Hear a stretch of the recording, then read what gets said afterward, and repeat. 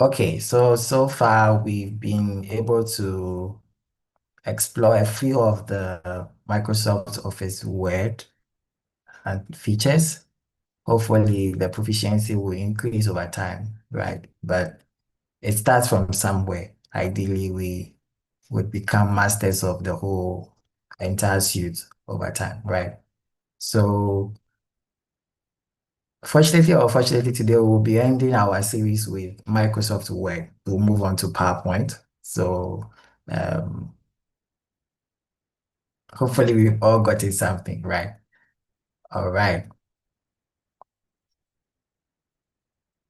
In the previous classes, we've dealt with the File tab, the Home tab, Insert tab, Design, Layout, References. Today, we'll look at Review and then View, and that will end the session on Microsoft Office Word. But before we even close the docket on that, we would try a typical template, which was sent to me by one of our own colleagues. So we try and see how for a particular school, they are also demanding the thesis layout for PhD, right? Even if you are master, I'm sure it would also help you. Okay, so let's finish with the remaining tabs so that we can go to that particular practical session. I've also shared it in the WeChat group, so you can follow along. So, and review,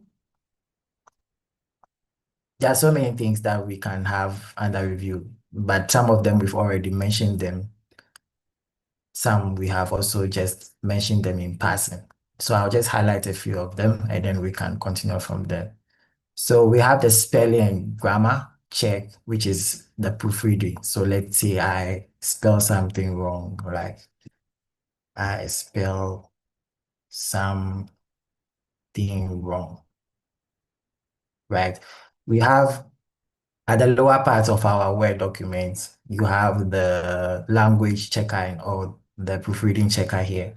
But you can also check it here at the review side. So under spelling and grammar, it gives you other statistics, like how many words have I typed so far? I've typed 4 words, how many characters, paragraphs, and all that. You can have all the information here, and this will help you, especially when the journal has a word limit requirement, or for your thesis, you also know the requirement.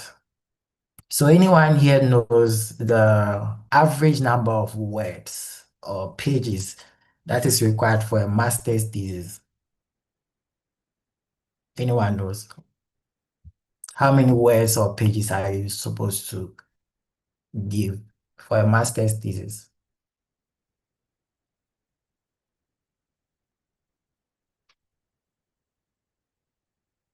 Anyone?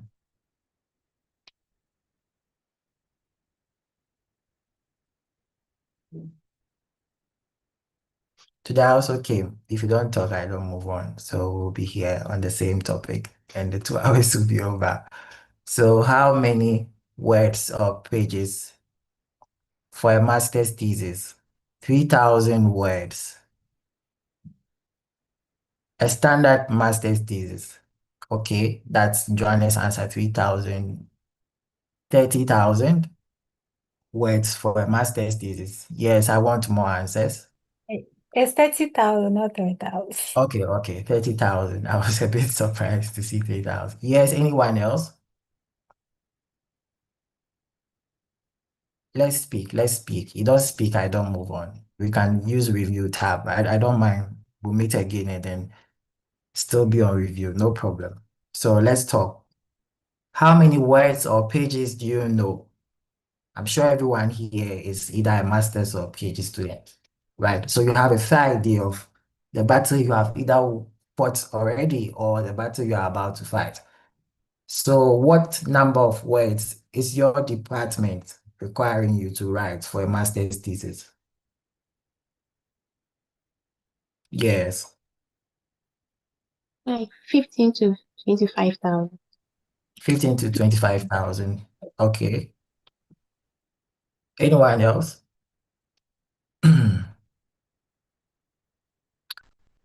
15,000 for some department, okay? 30,000, yes.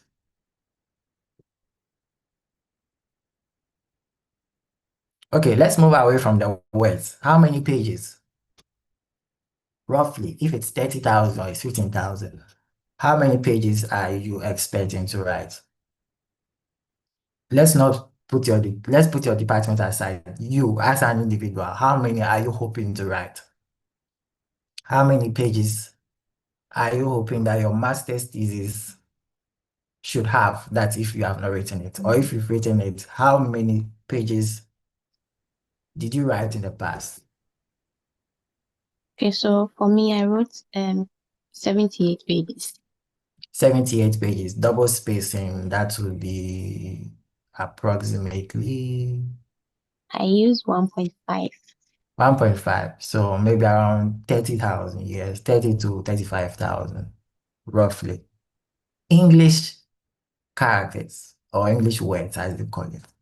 There's also a conversion from Chinese to that if the pages don't have a lot of figures and tables. Well, yes. How many words, pages, if characters? You can quickly Google it and tell me. I don't mind. For a master's thesis. Okay. Silence is as usual. So I'll move on. What I'll say is, no matter the format you are using, no matter the spacing you are using, no matter the font style, font, whatever, because people would not read your thesis, right? The ideal should be that your chapter one should be between 10 to 15 pages.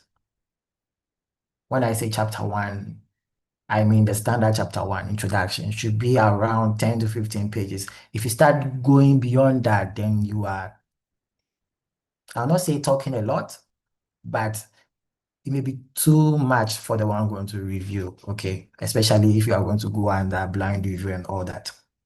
So let's say we have 15 pages maximum for our introduction, or let's extend it to 20 pages, okay?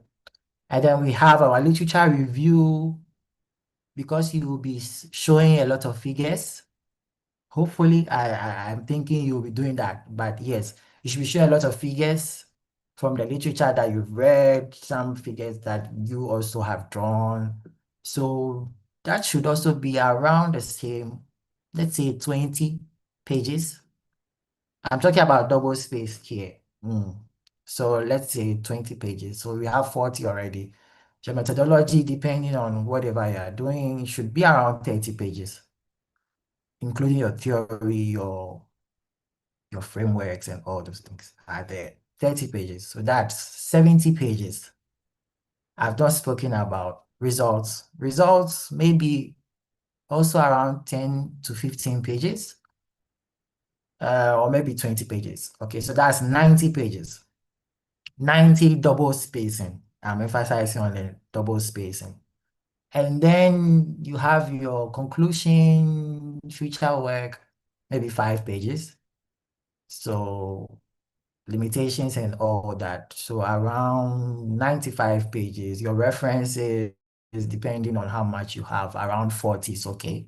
40 to 60 is okay for a standard master's. So that should give me, let's say, 10 pages more.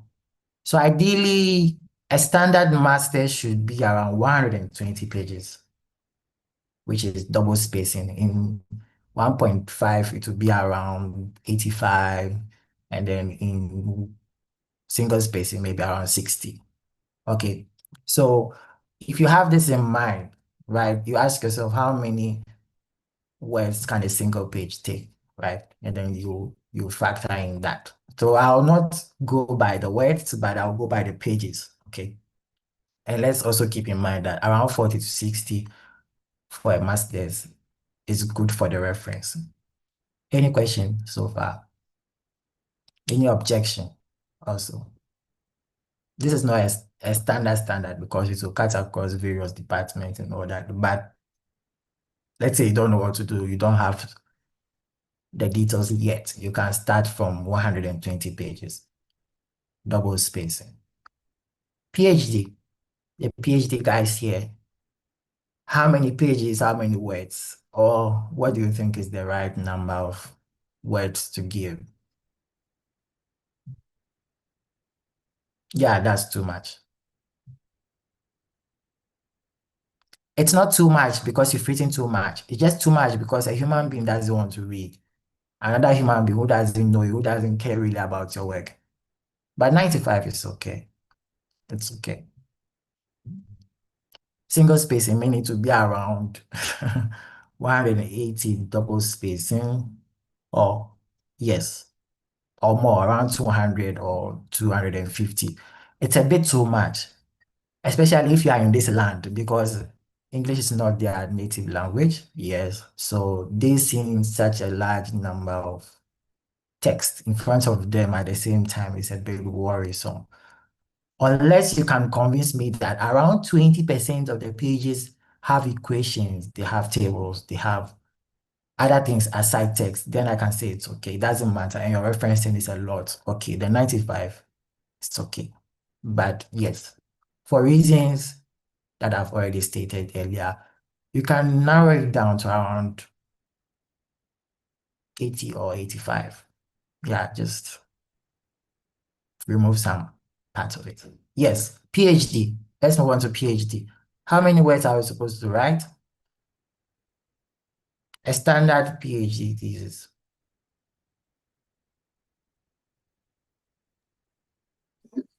60,000. 50,000 to 70,000. Okay, standard Google answer. Anyway, I'll say that uh, if a master's student is solving at most 3 research questions, a PhD student is solving at most 5 research questions. You can do the math over there. 5 over 3 times the standard. Yes, so if you are able to chance upon a master's student, it's just 5 over 3 times that number. I'm mentioning 3 and 5 for a reason. Once again, in this land, of course, as a PhD student, you are exposed to a lot of literature. You should be exposed to a lot of literature, so you should read more. And the temptation may be that you want to present everything that you've learned over the course of 4 years or 3 years or more in a single document. That's quite impressive, or that's the right way we should go. But it becomes too ambitious for some of the reviewers. They'll be like, okay, um, we know you can do it, right? The whole essence of the thesis is for you to show that I can write, right? But in showing that you can write, you are trying to convey a summarized version of what you did in 4 years, what you did in 4 years, or what you did within the period of the study. So you just give us some highlights, not every single detail. Okay, so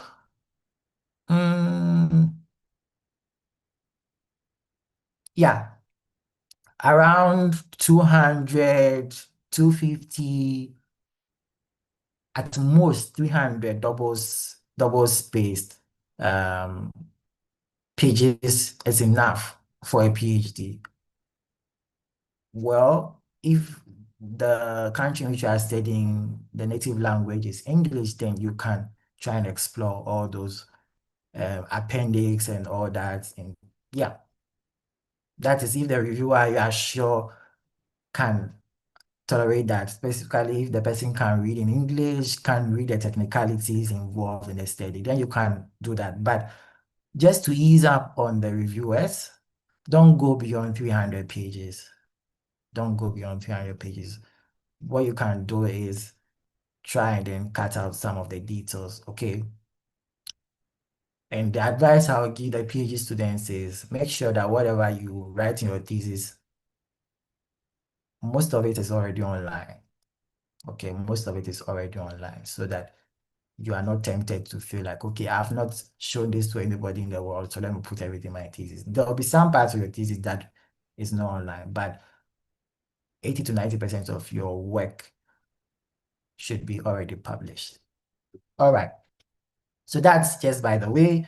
So to spell and check, you can use the spelling and grammar and then all those things at the either on the downside when there's an error or at the review side. Then you have the thesaurus, which is just like a dictionary for you, and it gives you words that are similar to words that you have already typed. So let's say I want to look for a similar word to spell, as they call it, synonym, right? So I'll go to the thesaurus, and then you can see a spell is incantation, curse, enchantment, invocation, but that's not what I actually meant, right? So sometimes the context really matters. And something has been corrected even for me, although I didn't write it well, it has been corrected for me by the grammar and spell checker. You can also do synonyms here. You highlight the word and then you right click. You see synonyms and then you can choose which word. So if you are a ChatGPT fan and you've generated all the text in GPT and you feel that the words that are there, even you don't understand the words, you can use a synonym approach and then try and change them. If your plagiarism is also blinking at you, you can try this approach as a means to kind of casually reduce the plagiarism for a while, like, or reduce it further. Then we also have the word counts, which gives us those statistics that I mentioned earlier. If you feel you are lazy and you don't want to read, you can also use the read aloud function and then it will read whatever is in your document for you with a computerized voice. Then we have check accessibility. This maybe we shouldn't talk about it. Then you can also translate. Instead of using the translators you use, you can also translate within the Word document, either from Chinese to English, English to Chinese. You can have all those things here. And then to which level of which language you want the proofreading to be done. So if you are writing a French document, a Spanish document, you can set the language so that it knows that some words that you are writing are in that language. Okay, so let's say I spell something wrong, and then you give it to me as a reviewer. Instead of me maybe highlighting it like this, I can insert a comment and say that, okay, something is spelled like this. Okay, so you can insert comment into your work. You can delete the comment. You can go to the previous comment, next comment, and all that. When you are reviewing your work across multiple people, you can track changes, or across different times, you can track the changes that have been made by other people and then also show the type of changes that have been made. Okay, you can accept and reject the changes and all that. This is also part of the tracking. I'll not spend much time on this one. Then the part I want to highlight in this particular tab is the compare. Okay, so let's say you've written version 1, version 2, okay, and then you are confused where you really made the changes. Let's say you lost track of it. You can compare the two documents, right? So let's say compare. I can take one document and then compare it to the revised document, and then it will show me the changes. Okay, yeah.